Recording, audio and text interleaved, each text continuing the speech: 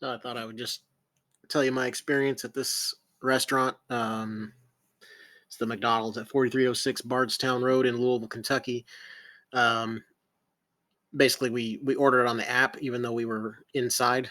We ordered on the app, and just me and my son. I ordered a Happy Meal for him, a plain cheeseburger Happy Meal with an extra plain cheeseburger. We waited for about 35 minutes. We saw the order number up on their screen, so we knew that they had it in their system.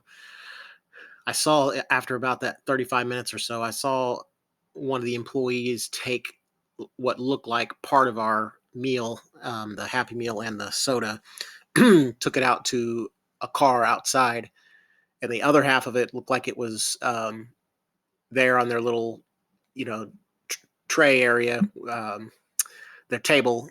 It said it had the order number on it, and I told the girl at the front that I think that's our order right there, and she went over there and looked at it, and I think they ended up giving that to somebody else. But basically, there were there were other people in there that were waiting just as long. There was one young guy that was waiting just as long as we were, and then there was somebody else that came in, and he was being really rude. I mean, I understand being a little bit rude, but he was over the top rude about it. Um, but basically they had him pull over, to give him two plain cheeseburgers, you know, outside of the drive-through, and I guess they were, didn't do that, so he came in and had to raise heck, and which I understand, but he ended up being a little bit too rude. But anyway, long story short, ordered on the app, waited 35 to 40 minutes, probably closer to 40 minutes, um, and we ended up just leaving and going to the McDonald's down the street.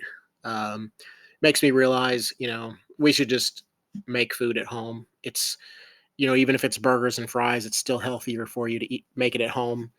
And fast food is not fast anymore, and it's also not cheap anymore.